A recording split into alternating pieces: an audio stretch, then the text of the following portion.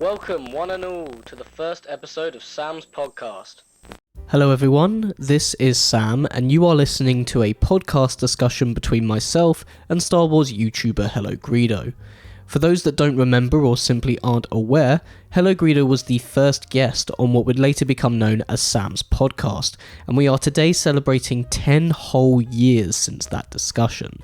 Lots has happened since that initial chat. We discuss family, growing up, our careers, how much YouTube has changed along with ourselves and the content that we produce, and of course, good old Star Wars. Since, as you may remember, this time a decade ago, Disney had only just purchased the rights to the franchise. There was no new media to speak of, so it was kind of impossible not to touch on in some ways. Despite our suspicions that we may be the only people interested in this reunion, we thought we'd neatly package it into a YouTube video for you all to enjoy just in case. So, enough waffle, let's dive into 10 years later with HelloGreedo. Dude, man, I don't do this very often either. It's crazy. It's been 10 years. I was looking at it this morning. January of 2013 will be 10 years since we had that Star Wars conversation.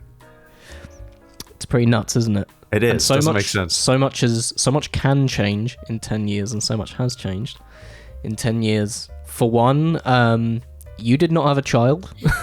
Yeah, that's a big one for sure. You were an unmarried man, I believe. Yep.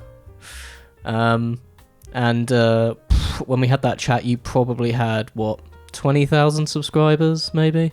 I don't even know if I had 1,000, to tell you the truth. Really? Oh, actually, that was 2 years in. I don't know if I had that many, but maybe a few thousand. Yeah, I'm trying to think of because I have to reset the what is considered to be high subscriber count depending on what kind of YouTuber you are. So for me, 10,000 is he must have been there at that point. But yeah. Yep. So the reason that we're here today, the reason that we are chatting is because, as you say, it's been 10 years since our initial discussion, and you reached out to me, and we've had a bit of a back and forth recently, kind of acknowledging that it's been that amount of time and how crazy it is and where did that time go. And we thought it would be really nice to just kind of kick back, kind of re-engage with each other, check in. It's been so long since we last even had a proper chat. Yeah. HelloGreedo was the very first guest that I had on. I called it Sam's podcast at the time. I don't even know if I'm going to call this Sam's podcast. I think I'm just going to put the video on my channel. I hope people don't mind the absolute this is so unscripted and so we're just having a chat. We're just people. That's what I prefer when I'm listening to a podcast or a conversation. You know. Yeah. You got to spend the first 15 minutes talking about absolute bollocks before you then start talking about the actual topic. Just like we're doing. So 10 years ago, how old were you? 17. 17. That is wild, man. Were you in college yet? I wasn't at university. No. Okay. I was actually just thinking of this. I can't remember if I was still at sixth form college, which is basically the years between high school and university if you're in the UK. And I can't remember if I just finished that or if I was still in it, but yeah, it would have been around that time. Wow. Did you go back and listen to our conversation? I kind of skimmed through it a little bit when I had some time. I listened to most of it. I didn't listen to the final 15 minutes, so unless something really horrible happened. We just started cursing and yeah. But yeah, I've got to be honest. I think I listened to the first 10 minutes and I had to stop. I had to take a second away from it because, look, everyone, you remember what you were like at 17. Do you really want to go back and listen to what you had to say at 17? Probably not. Who is that guy? Who is that dude? Yep. Well, I know that you are quite understandably private about your personal life and things like that, because you know no one has ever seen your face, not even your partner or your child. But how old were you when we had that chat? How old would you have been? So 10 years ago, I was 26. There you go. Yeah. So 2000. Yeah, I would have been 26. I had recently got out of the military, started the channel, didn't know what I wanted to do, and then started the channel. And yeah, the rest is The history. rest is history. So much Star Wars since we talked. And I don't want this to solely be about Star Wars because, I mean, we talked. But it would be hard to ignore because the funny thing about the last chat that we had, or the 10 years ago, was that there was no Disney Star Wars. Mm-hmm. We were coming up with, guesses as to what the future of the franchise was going to look like, and I guess you had your work cut out for you, because this is actually an interesting question. Do you reckon that you would still be producing HelloGreedo content had that never happened? Say that Revenge of the Sith was the last of Star Wars. That's a really good question. I would say yes, because it probably wouldn't have been as frequent, because when the new movies were announced, I started really making a lot of videos and stuff like that. But over the years, most of my content isn't topical. Most of my content still relates to like the special editions or some random Star Wars like history bullet point, So I've only talked about like the Rise of Skywalker 2 times in a video. Mm-hmm. So most of my stuff isn't topical. I would like to think that I would still from time to time be making little dumb videos and streaming and stuff like that. But it would be really interesting and like an alternate universe, what the audience would look like, what my videos would look like, if Star Wars was dead and all I had to talk about was the past. I don't know. It'd be really interesting.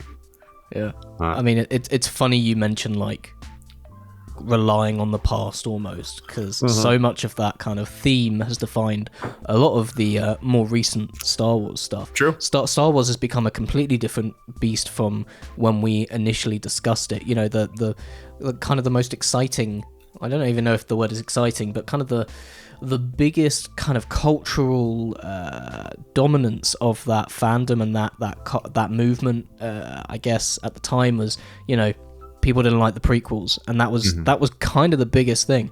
It's really blown into a whole. I mean, it's so there's so much media now, and I would probably argue it's harder to get into. It's at least a lot more overwhelming to newcomers if they do want to approach this, because where the hell do you start? Absolutely. I met a fellow Star Wars YouTuber a couple of years ago, and he called me the grandfather of Star Wars YouTube. And it's kind of funny to think back. Those were really quaint times. 10, 11, started the channel 11 years ago. And nowadays, everybody has a Star Wars YouTube channel. Everybody's showing their toy collection or having a podcast with their friends split screen. It's crazy how saturated it is. I mean, it's not a bad thing. It's all about fun. If you think you're going to try to make some money off of talking about Star Wars, good luck. Yeah, one could argue it was a lot easier back then. Because you were only going up against, a fair few people. Sure, and I never saw it as a competition or anything like that. I'm mostly talking about the algorithm just getting seen. Exactly. Dude, there is a moment in time in my analytics where one day, like non-subscribers and there was like a huge influx of everything. Everything was normal. And then the next day, boom, 3,000 views. What the hell just changed? It was really strange. It was really strange. I think YouTube as a whole felt that. But it was very strange. Yeah. And I don't know if the algorithm has become any easier to understand now than it did back then. I've never even attempted to chase it. I've never even attempted. I just make my stuff and whatever. Yeah, I mean, good on you. I have tried and not been successul, and then been successful in other instances. And again, there's no science behind it. Well, I'm sure there is, but not that I can decipher. So I guess the lesson from that is just make shit you want to make. Pretty much.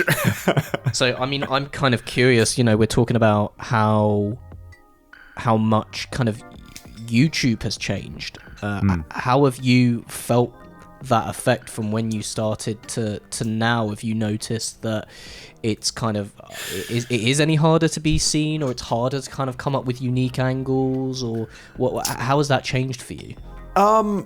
It's become, as a whole, I think YouTube has become less fun.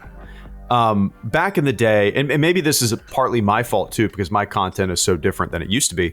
But back in the day, I feel like there was more creative personalities, more skits, more fun stuff. I mean, that still exists massively on YouTube, but these days it's a lot of commentary, just sitting down complaining about shit. Finding things to bitch and moan about constantly, and the audiences kind of feed off of a creator's angst almost. It's like, and look, I'm the guy who bitched about the special editions and the prequels, but it was all in fun. I wore a goddamn mask. I didn't make like 300 Brie Larson videos, right? So it's very strange to me to see how I almost viewed YouTube as something that was a lot of fun. And nowadays I view it as kind of just a hive of people finding things to be upset about that are fucking meaningless. If that makes sense. The kind of YouTube poop days of that genre has kind of moved on to places like TikTok and kind of more kind of short form social media. I mean, I work in content creation effectively, and we have to provide content for TikTok and Instagram and Twitter and things like that. And that is where you find most of that stuff nowadays. Oh, okay. I have a TikTok. I've never really scrolled through it. I mean, most of my job is coming up with things that will appeal to Gen Z. Okay. Nothing makes me feel older. And I'm not in Gen Z. We discovered, and most of it is coming up with like language that you've got to use and things that are down with the kids and dude. I feel I'm 36, and when I went to the fire academy a couple of years ago, I was in the academy with like 18-year-olds, and they are speaking a different language, man. Yeah. I felt like I was always the oldest guy in my class in the rookie school and stuff like that, and I loved it just because I was older. They'd come to me, as like a dad. But yeah, they were it was hard to keep up with their words. Yeah. And I guess that's kind of what the YouTube poop stuff became. It was like meme culture. It was early meme culture. So yeah, the platforms have changed. I remember around sort of 2018, I wasn't producing any content around then, and I was very I was very deterred by what I was seeing on YouTube because again, it kind of overwhelmed me, and so much of it was video essays and very kind of, I think that it was probably a lot better than it is now, because when I go on YouTube now, there's like 7-hour reviews of The Force Awakens. Who the fuck has the time? Not only to make that, but to make something that's 3 times longer than the film. No, not my cup of tea. But yeah, and it's kind of an oversaturation, I think, of so many people's voices out there, and it's kind of become an even greater responsibility of the viewers, I think, and the people kind of receiving the information, when to just kind of walk away from it or not listen. And it goes the same for places like Twitter as well.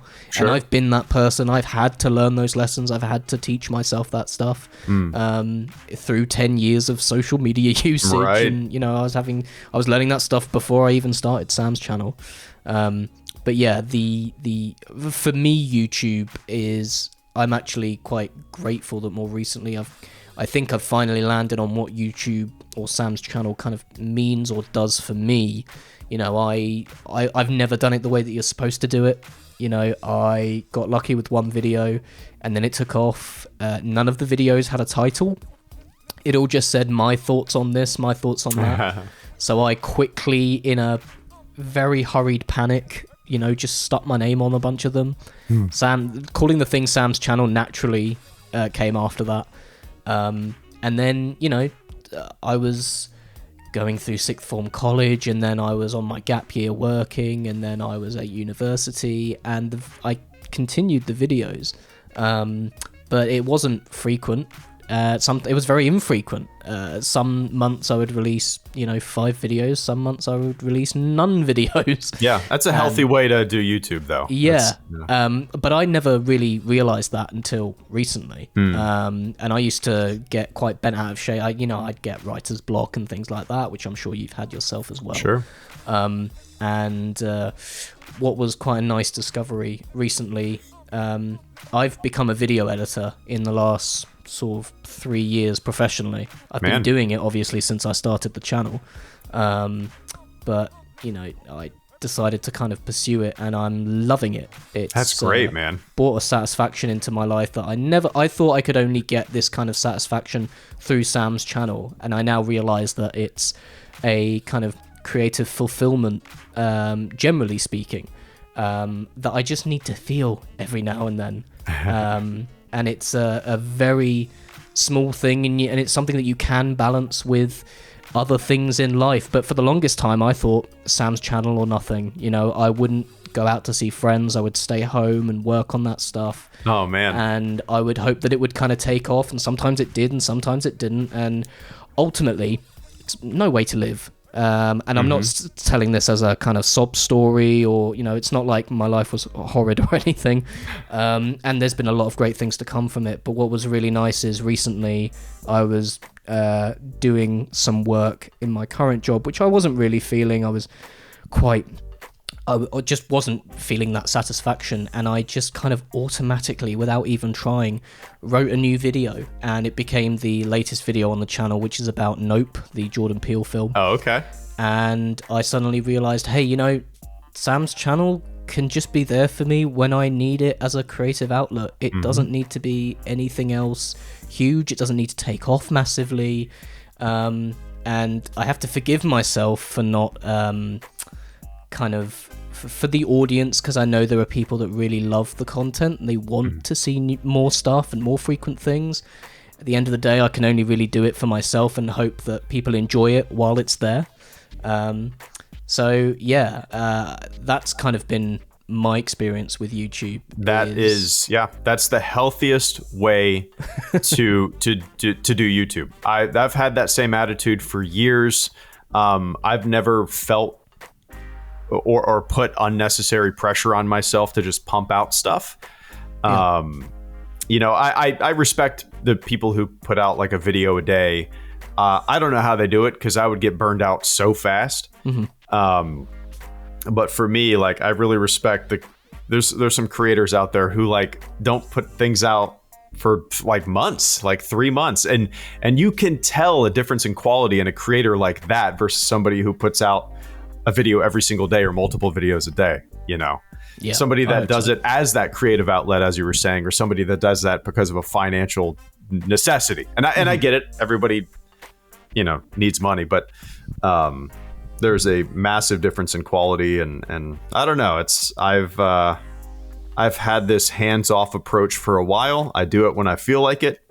I've never wanted this thing to feel like a job, and whenever it's kind of felt like one, I really let go of the reins and give it a little break. But yeah, that's the healthy way for me to do YouTube. It sounds like you as well. You did a live stream, I want to say year and a half ago, and you described your channel as something that ebbs and flows, and I just thought that was a really great way of putting it. And it helped me personally kind of go, oh yeah, maybe I don't have to kill myself over this. Yeah. As you put it perfectly, like, it can be this little creative outlet that you come back to from time to time. And again, healthy. So you're now a firefighter. Yeah. So it actually goes back goes back to 2011, pretty much. When I got out of the military, the first thought that I had was, I want to go to fire school. I want to be a firefighter. But I had no idea how to pursue it. I didn't even know where to begin. And I should have done this 11 years ago. But when the pandemic hit in 2020, I was doing a lot of like freelance photography. I was doing a lot of freelance graphic design, and it was doing really well. But as soon as the pandemic hit, my contract work was like the first on the chopping block. You know, I just went away. Nobody wanted to pay a photographer or a graphic designer because they weren't making money themselves. So I thought, and I was like, I got a family now. I need something a little more solid. How about that firefighter idea that I had 11 years ago? And I decided to sign up. I became an EMT, and I went to the fire academy. And then about a year ago, I've been a full-time career firefighter, and I love it. It's super exciting. That's great, man. Well, congrats. I've said it before, but it's the pandemic. Well, during the pandemic was when I decided to apply for a video editor job. So, I mean, I don't. You'd be hard pressed to find people that weren't affected by that. Sure. Event in some way, but at least it brought some good things. Yeah, it dependent on perspective, of course, but right. You know, it's not all doom and gloom.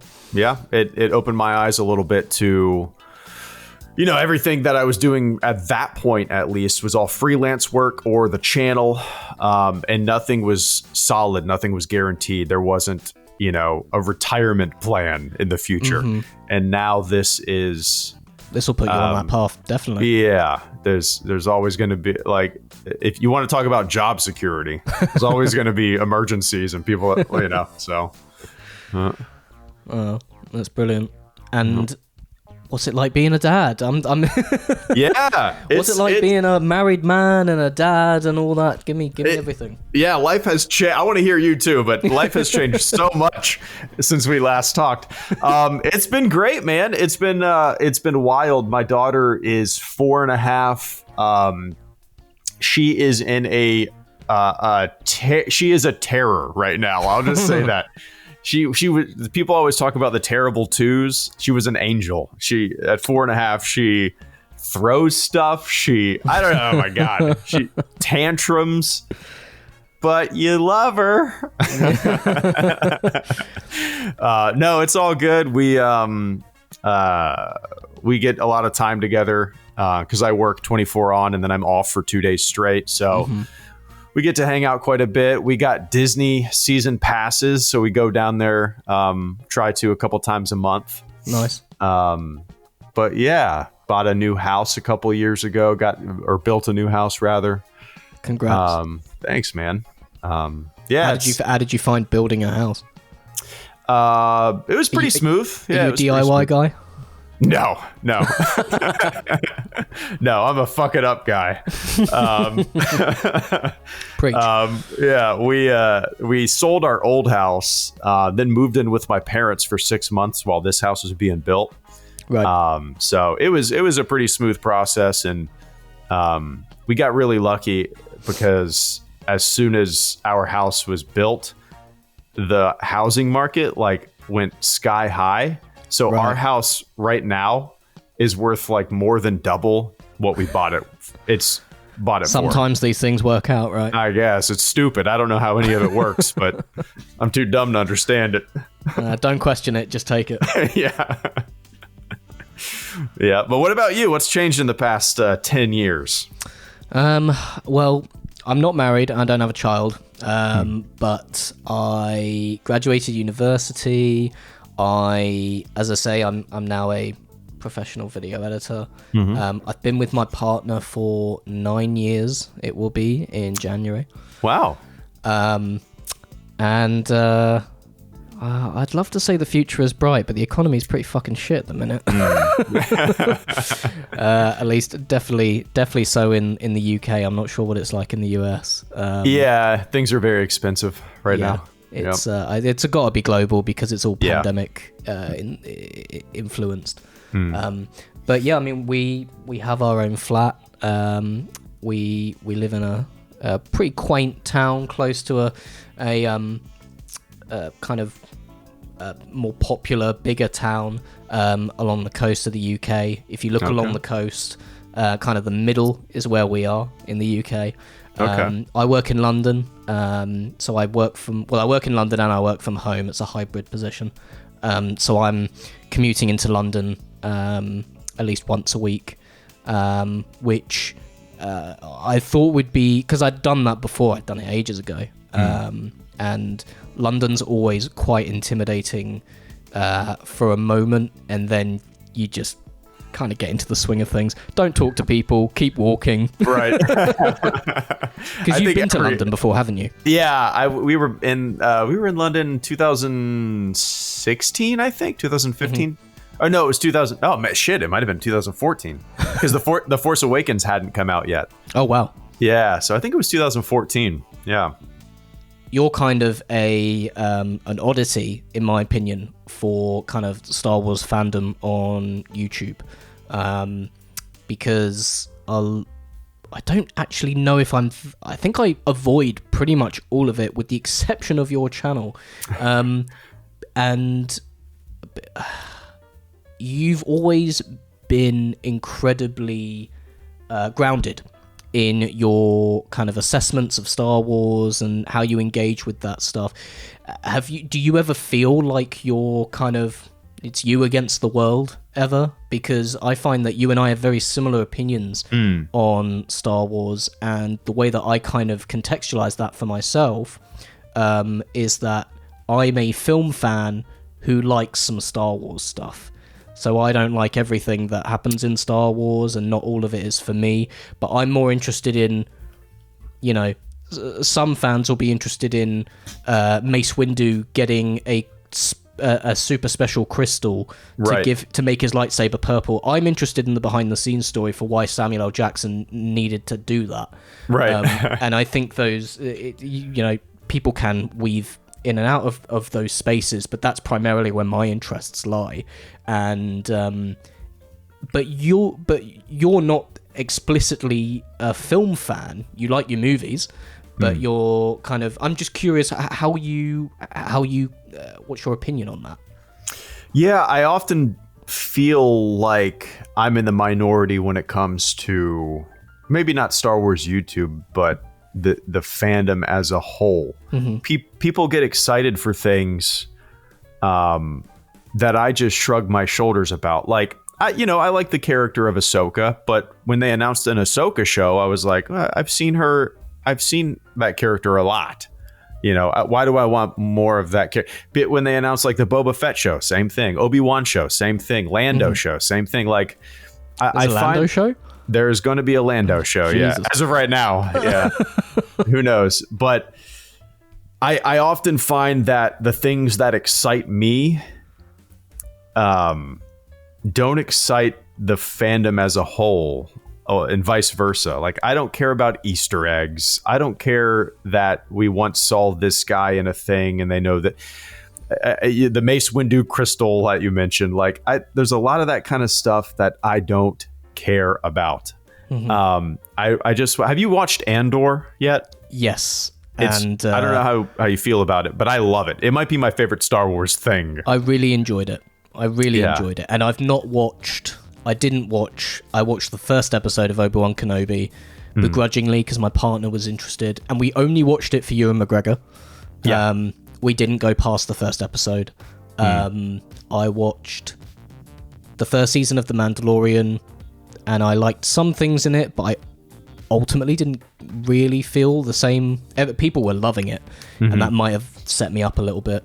I didn't bother with Book of Boba Fett, and when I saw the newsworthy stuff that everyone was talking about within that series, it didn't make me want to watch it anymore.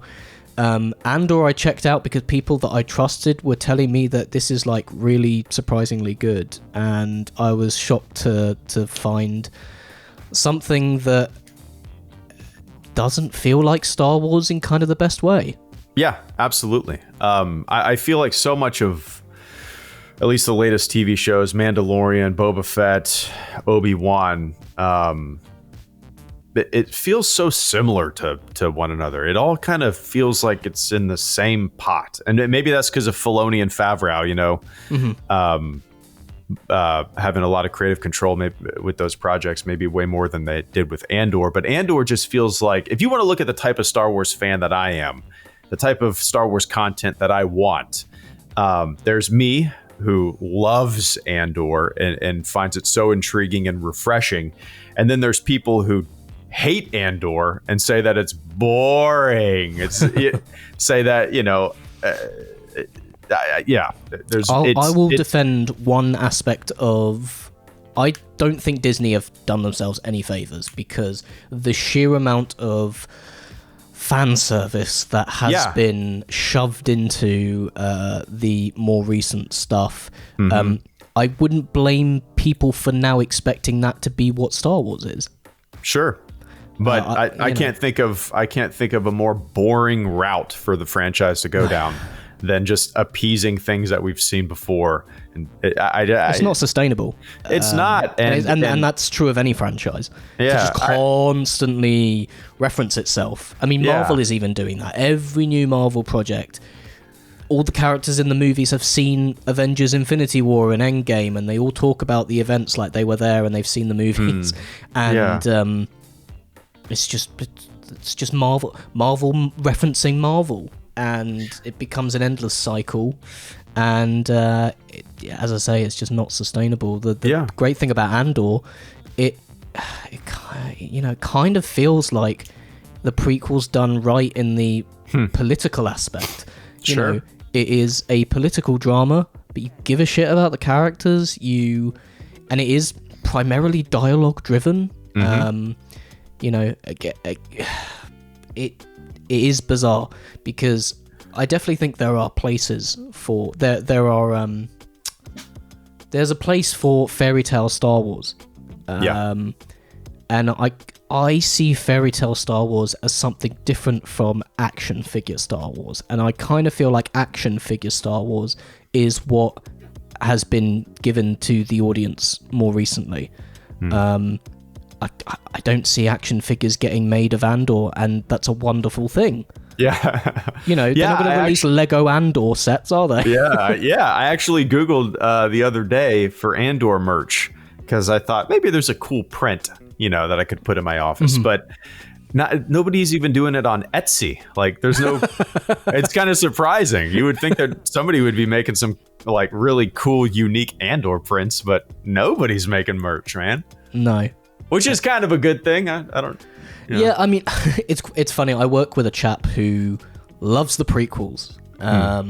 And, when we last spoke, the prequels were more on the kind of made fun of side, and it was still very much in the kind of cultural impact of red letter media and things like that.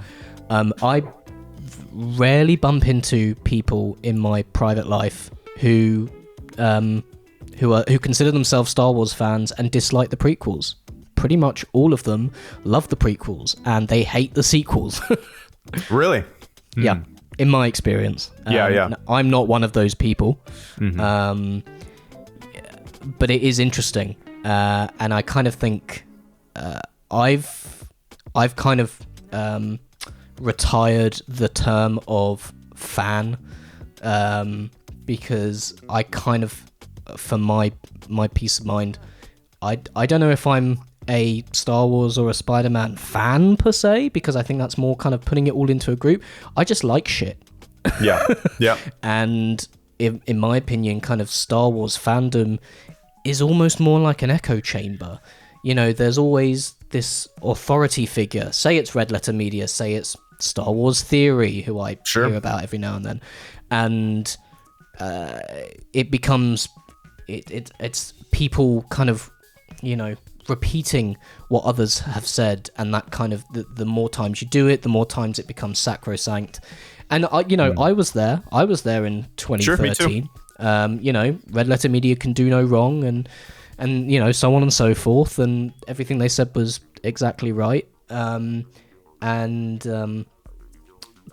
yeah, I think it's just very interesting. The nice thing about the chap that I work with is he fully admits that there is not much kind of nuance behind what he likes about Star Wars. He said he likes the dark shit when people get stabbed with lightsabers. He fully admitted that. And he confessed Andor's pretty slow, and it's all right. but at least he's self-aware. At least he knows what he likes, you know. But then you've got the other side of that, and it's, you know, the prequels and misunderstood masterpieces. And I mean, I've done a video in the past on this, and funnily enough, it got a lot of traction because that stuff is hot shit on YouTube. Sure. But yeah, it's very interesting how much it's changed. I guess people are going to be shaking their laptops and their computers right now because they just want us to talk about the fucking sequels and how much we hate them. But I know for a fact that is not our situation. Because did we ever talk about The Force Awakens? We must have had a conversation or two. You know, I don't think so. I think we only had that one conversation 2013. Or no, we had two. But, yeah, there was one about, there was some news that was announced, and I think it was when Kasdan was announced as the screenwriter. Oh, okay. Possibly. Or Michael Arndt, or one of them. God knows. Yeah. But yeah, I mean, for what is your opinion on the sequels? I'm sure you've been asked this 1,000 times. Sure. I'm a big fan of The Last Jedi. The Force Awakens was a lot of fun. The Rise of Skywalker can fuck off to the sun. It's one of my least favorite Star Wars movies of all time. There's aspects that I like. I like the relationship between Kylo and Rey, but everything else beyond that, it kind of was my worst nightmare going into it. They may as well have titled it "All the Wrong Lessons You Could Have Learned from The Last Jedi." Yeah, it was just full of boring idea. Well, it started off right from the jump with Palpatine being back. Instantly put a bad taste in my mouth. I thought it was the dumbest idea, but I was holding out for hope that maybe they would do it tastefully. Literally in a video that I made right after Ian McDiarmid came out on stage and announced that he was going to be in the new movie, I made a video and I was like, maybe they'll do it tastefully. There's no way he's going to be shooting lightning everywhere. And then he's fucking shooting lightning into existence. He's literally shooting lightning into the universe and destroying a fleet of ships from across the galaxy. I must say, that was the moment that I burst out laughing in the cinema. I was the only one. And I embarrassed the people that I was seeing the movie with. But at that point, I was just like, what the fuck are we watching? Yeah, and I get to each his own. Everybody likes different stuff. But in my head, I'm like, who is this mate? Who likes this stupid shit? Like, it's like... You know, my favorite Star Wars fan film is called Days Past. It's very kind of similar to Andor. It's all dialogue heavy. There's some tension there. Some old acquaintances get back together, and there's some tense moments. And it's like 15 minutes. It's great. All dialogue. But then you have fan films that are nothing but like lightsabers and force lightning and just all these After Effects thrown in there. Does nothing for me. And that's kind of what The Rise of Skywalker was to me. Just like a big, boring ass effects test that you could see some YouTuber make. Yeah. I don't know. It felt to me, that for me, the biggest disappointment was I was really invested in those characters. Yeah. And I think that was the biggest disservice. And actually, the biggest disservice for my mind was it let the generation of kids down that it had fostered through The Force Awakens and The Last Jedi. But maybe they'll like it. Maybe they loved it. You know, we'll find out in 10 years. But oh, I'm sure there will be. You know, and I'll be right there with them. You know, because for all the faults of Rise of Skywalker, I still ultimately believe that the sequels were a worthwhile endeavor, and that, you know, I love those characters. And if they wanted to do more stuff with them, then great, I'll be there. Yeah. Because I'd like to see a different ending. Yeah. But the fact that they had done such a good job of kind of using this new generation of characters to analyze what legacy means, and kind of them finding their own story through thinking they need to do the same story. There's a lot of meaningful subtext behind the way that The Force Awakens and The Last Jedi uses iconography to kind of evoke memories and feelings of the past, and none of it is without purpose. And that to me is the biggest frustration of Rise of Skywalker, is it all ends the same bloody way. You know, the ships come crashing down onto a planet that may as well be Endor, and nothing changed. It was ultimately depressing to me. And for me, I just, I'm sure kids don't give a shit. I'm sure they just love it. But when they're older, I think, they will feel that. They will feel let down, because ultimately it was not made for them. It was made for their parents. And their parents had their time with Star Wars. And this was theirs for the taking. And I personally think their priorities were just really not in the right place. Right. It's actually interesting. There was speaking of Twitter, there was, it was your typical discussing film or one of those publishers, and they said, change one thing about the sequel trilogy. And I just put, the filmmakers don't have access to Twitter. And because that's kind of, I wrote my thesis for university was all about fan culture. And interesting. It couldn't help but primarily be about Star Wars. It wasn't primarily about Star Wars, but Star Wars took up a whole bloody chapter. Because, I mean, there is no Star Wars now without the fan discourse. It's almost a symbiotic relationship that it has now, which is frustrating. But it's kind of, that's what Star Wars is. It can't be changed. And I bet George Lucas is fucking glad to have washed his hands of it. Yeah, and George Lucas is the smartest man on the planet because he does not have social media. No. If I was a director or a creator or somebody in like the Lucasfilm camp, there is no way in hell I would have a Twitter account. No. Like, the constant bombardment of nonsense. Why would you want to put yourself through that? No. I see it on Instagram. I'll get a She-Hulk trailer.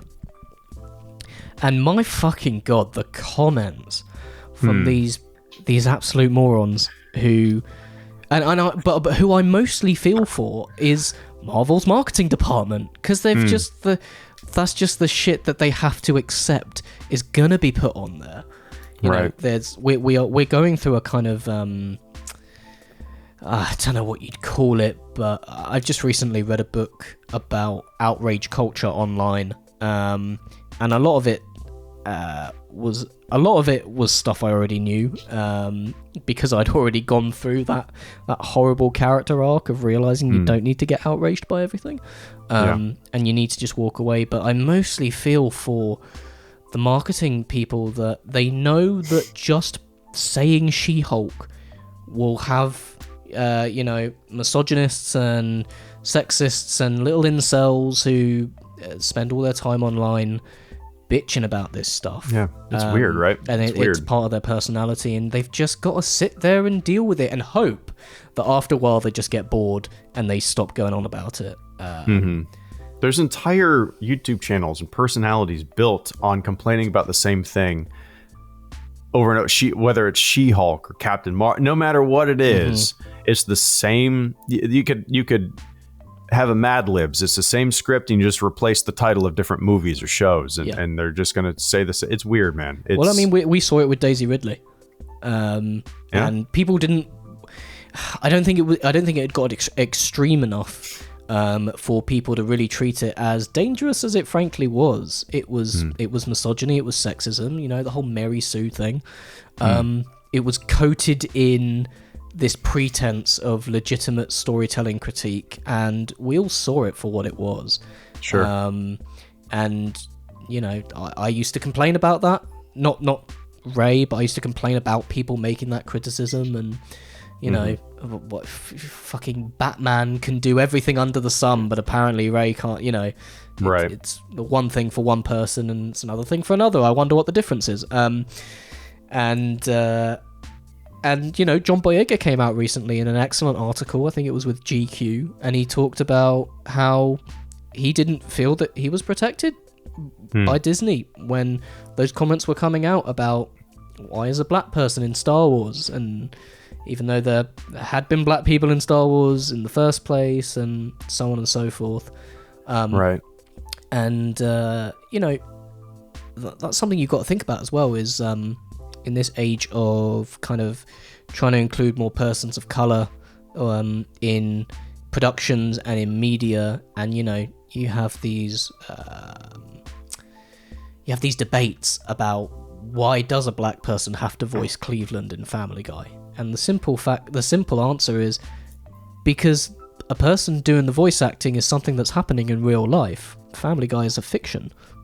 And the same thing with Star Wars. These are actually people behind the camera, and these are people that are giving you a performance, and they live in the real world, and these words can really hurt. And at the end of the day, you go on about these fictional characters, and continuity doesn't match up, and you make it a huge part of your life attacking these people. They are human beings, and the same thing goes for Rose Tico. Why can't I remember the actress's name? Kelly Marie Tran. Mm-hmm. Yep. Same thing goes for her. She had a whirlwind of a time after The Last Jedi. Yeah. Lord knows. I mean, Rian Johnson puts on a brave face, but I bet he had a shit time of it. Yeah. He's very cool, calm, and collected with all of it. I don't understand why people think he's an asshole to the fans. I've never seen an instance where he is. He seems like just a very level-headed dude. He's a level-headed, sassy guy, and people hate sass. People don't get sass. People don't get sarcasm. Some people shouldn't be on the internet. No. Some people shouldn't be on the internet. Like when Pablo Hidalgo is kind of the same way. I don't know if you follow him, but he has a very sarcastic way about tweeting, I guess. Right. And people don't get it. They always see it as an attack. We're under attack. Are you I mean, God. Well, satire is dead online. Yeah. It's that being thin-skinned on the internet and not understanding sarcasm is a way to make money. Yeah. Being thin-skinned is a great business model because you can always be under attack, and people love that shit. On the topic of speaking of the actors and stuff like that, have you seen the documentary? I don't want to call it a fan film, but the kind of fan-themed documentary called I Was Almost Anakin Skywalker. Did I watch that? No, Oh, yes, yeah. It's only like 15 minutes long, right? Yes, yeah. Yes, it's on YouTube. I did watch that. That was fascinating. And that gave a great kind of insight into, because Jake Lloyd had a shit time of it. He had a miserable time growing up. At least that's what I've heard. This actor who wanted nothing more than to be Anakin Skywalker, who got the better end of the stick, God knows. Who ended up with a better situation. It doesn't sound like either of them had a great time of it. And he may as well, but the documentary ultimately is like maybe he kind of dodged a bullet, Right. And Ahmed Best, who, God bless him, he's now presenting a kind of Jedi kind of Temple Run type show on Disney Plus. I don't know if that's still going. I just remember seeing a trailer for that. He's been very frank and candid about his contemplating suicide and things like that. Right. But I really recommend that little short documentary film to anyone. Yeah, it was great. It came out a few years ago, right? Yeah. And really fascinating stuff. And I mean, again, that's the kind of thing I'm interested in, is what is happening in the real world, because that's what a lot of Star Wars fans get lost in, is the continuity and does this match up. I remember the petition to decanonize The Last Jedi. It's like, dude, like, canon's just what you want it to be. Like, it's in your head. It's not real. None of this stuff is real. I've never seen it as all that important. It's not the all-powerful thing that, you can break it, you can mold it, you can bend it, do what you want with it. Dude, if you want Return of the Jedi to be the end of Star Wars, congrats. You can do that. You can consider that because again, none of this is real. Yeah, I'm not the biggest prequel fan, but I never said decanonize the prequels. No. Why do people think that Disney or George Lucas has control over what is considered canon? It's a figment of our imaginations. Yeah, it's all written by people on a keyboard on a website. Yep. Wikipedia or books. I don't know. Have you ever read George Lucas' The Life, his biography by Brian J. Jones? I cannot recommend it enough. Okay. It is hands down one of the best books I've read. Really? I'm going to pull that up right now. He also wrote a book on Jim Henson, which was fantastic.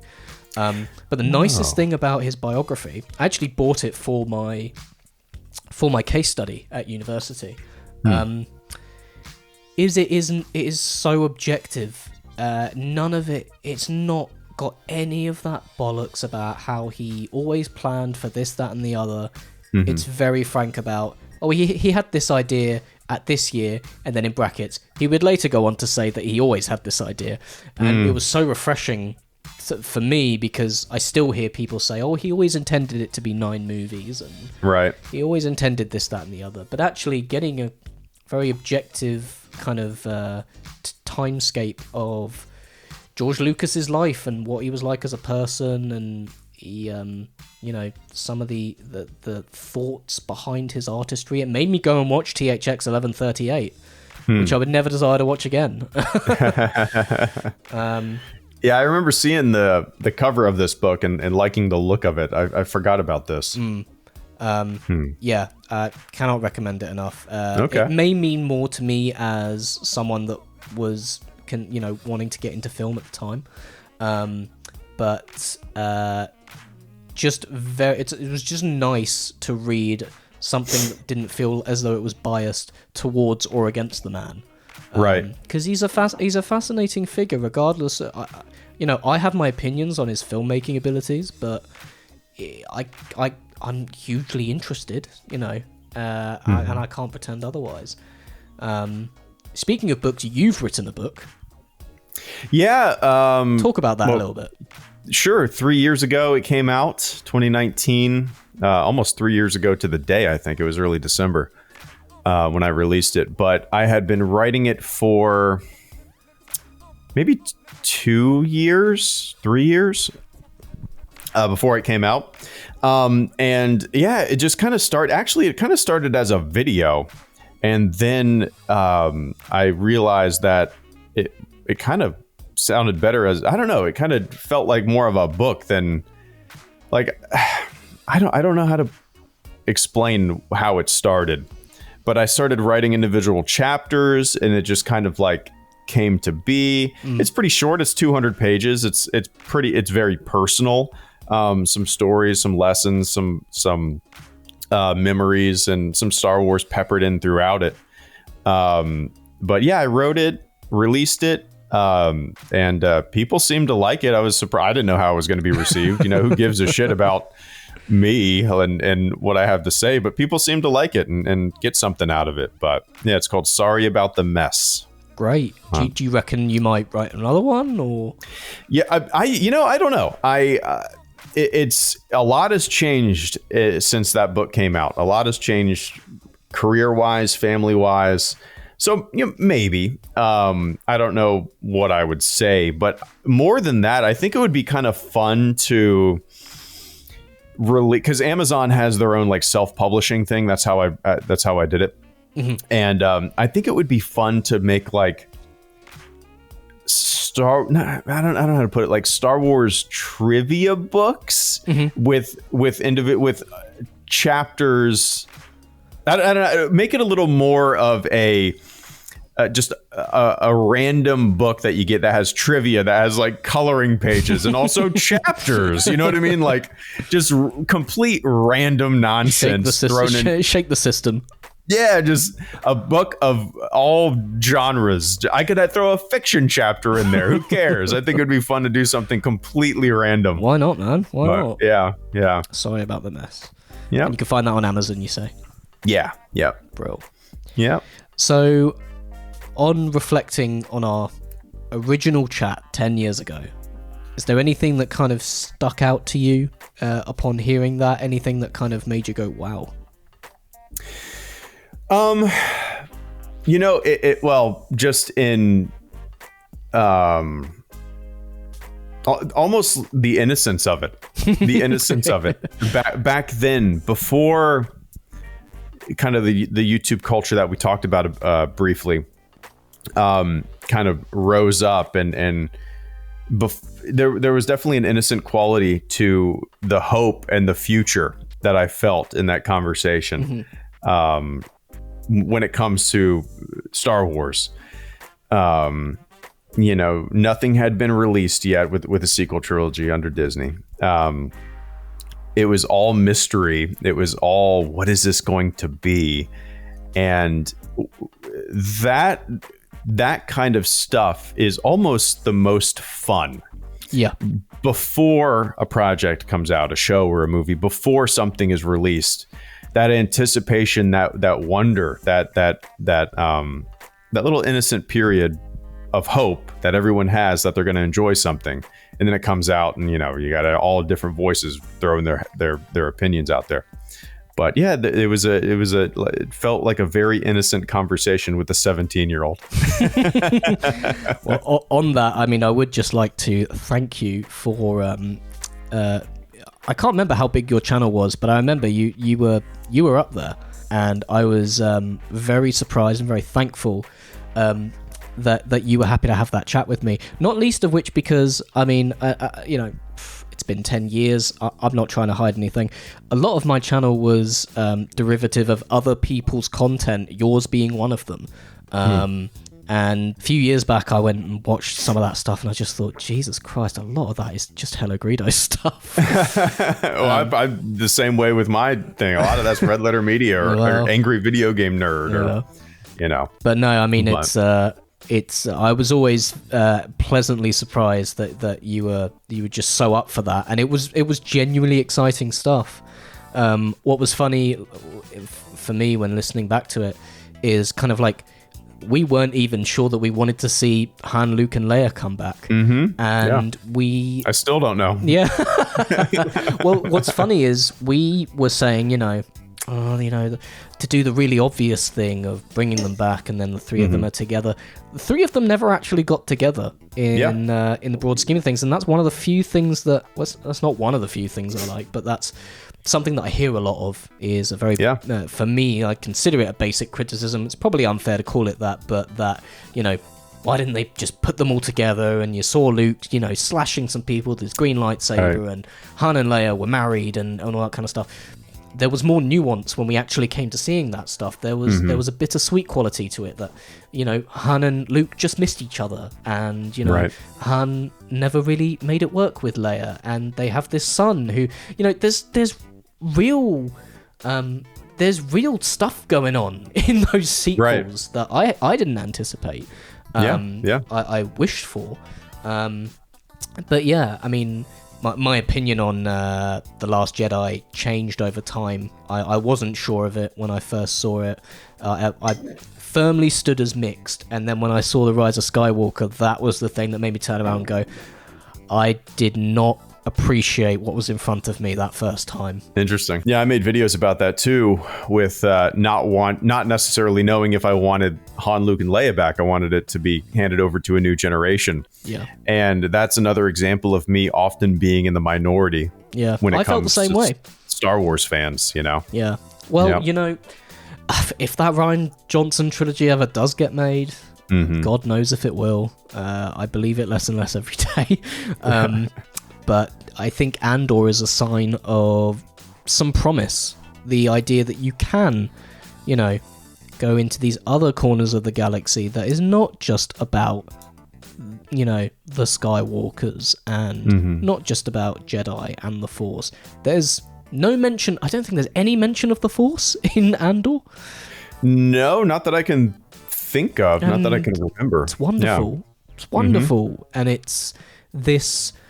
It's like this prelude to war, and it's about how an oppressive government turns into a full-blown fascist dictatorship, and it's kind of it's overwhelmed with the bureaucracy of the stuff that happens up in those big towers. My girlfriend was saying to me, she was reading recently a book on the Holocaust, and she was telling me an instance of kind of a soldier was they're about to murder someone, and then another soldier comes over, and they had a bicker about whose authority was this, that, and the other, and then the one above let that prisoner go, and so sorry about that.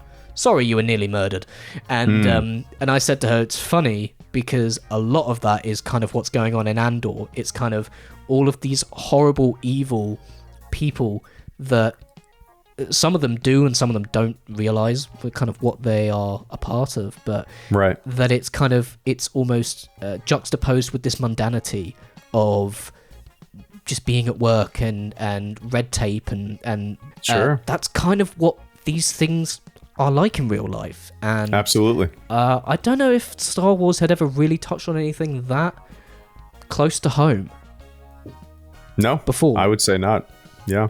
So I definitely think, if you want to make your, political dramas with Star Wars, then you can do. And if you want to make your fairy tales about, Luke Skywalker and challenging that myth, I think that's the thing for me is most that when Star Wars kind of challenges itself and subverts itself is when it's most interesting. And The Force Awakens does that as well. I know that film gets a lot of flack for, being a rehash of A New Hope. It's not pretending that stuff is not there, But, Kylo Ren is an interesting character. He's a subversion of what you would expect. He's a subversion of Darth Vader. The things these characters do challenge the notion of legacy. And I could talk about the sequels for a very long time. One of my favorite lines is, I think it's Rey who says it. He says, "You're Han Solo." And he says, "I used to be." And he walks away. Nope. Yeah. I used to be. Well, dude, thank you so much for coming on and chatting with, your for perspective. We talk about your previous when we last chatted. So you are now at 226,000 subscribers, and you have just had a very lovely chat with a chap who has 3,000 subscribers. You humble thing, you. No, I got lucky. I got very lucky. I lose a lot of subscribers. I think, I've reached a stagnant point with the channel, and I attribute a lot of that just to, I don't upload much. I don't do anything on the channel much. You say that, but I mean, when you said that you only do a live stream once every, like maybe 2 a month, I mean, I don't. It's not that I don't believe you. It never feels like that. Because you keep it consistent, and that's what surprises me so much. Especially when I hear what your rota is like at work. That you manage to keep the same consistent output. It's very impressive to someone like me. Yeah, I'd never plan anything. It's just if I feel like streaming or making a video, I do it. Yeah, I think that's the best testament to your content. You've always made it feel, I mean, right down to the aesthetic, your music, the kind of lo-fi kind of beats that you just have in the background, those remixes of Star Wars stuff, or you in the car in the 80s, grid. Yeah, it's like my favorite thing I've ever made. I love that thing. It's brilliant, and it's just so calming, and the atmosphere of just hanging out and having a chat is a really great thing that you fostered with your content. Thanks, man. Yeah, that's good for my longevity as well. If I did it any other way, I think I'd get burned out. But, sure. Yeah. Again, I got really lucky. I started the channel a year before Disney bought the franchise. We all built up to The Force Awakens, and I attribute everything to luck, really. Sure. If so, a lot of other people, if they made a channel like I did in 2011, they would be the Star Wars guy. I'm not even the Star Wars. I mean, like, my name gets brought up in the realm of like Star Wars Explained, Eckart's Ladder, Star Wars Theory. There's a few, but I'm definitely the least active. I'm the most who gives a shit. Well, to my mind, you are the most sane of the lot. I've met them all, and they're all nice people. I'm sure. Every chance I get, I hang out with Alex and Molly from Star Wars Explained. They are super nice. I've shared many beers with them. One of my favorite memories of like being on YouTube or whatever is I was out in Los Angeles for an EA event to play Jedi Fallen Order. Mm-hmm. And we were all drinking and stuff. And then everybody left my room. And then it was me and Eckart's Ladder. And we were just drinking beer, watching basketball, like two fucking just YouTubers hanging out. I don't know. I don't know if he has the same memory as me, but it was just kind of neat. Yeah. And those are the kinds of moments where you probably think to yourself, "Gosh, how did this happen?" Mm-hmm. Yeah. But no, I mean, as humble as you're being, there's also a lot of taste, a lot of skill, and a lot of fucking hard work. We were talking. Was it about a year ago that you'd made your 1,000th video? Yeah, probably about. Jesus Christ, man! The production values, the amount of I was just stunned. I couldn't believe it, and yet at the same time I could believe it. But anyway, I'll stop kissing your ass. How can people find you if they want to see more of you? Just Google HelloGreedo. You'll see the YouTube channel, the Instagram, the Twitter. I haven't posted on Facebook in probably a couple of years. I don't even Facebook's know. dead. It's fine. Yeah, I don't mess with it. Yeah, just Google HelloGreedo and everything will be there. Fantastic. Well, listen, thank you for coming on, mate. It's been just lovely to chat again. Yeah, it's good catching up. And guys, I really recommend following HelloGreedo. I somehow doubt that you're not already following him, but if that is the case, go on and subscribe. Isn't that the guy who loves The Last Jedi? Isn't that the guy who loves everything that Disney does? Exactly. Yeah. No, man. You've never watched my videos then. That's how it is. Thanks, everyone. Take care. See ya.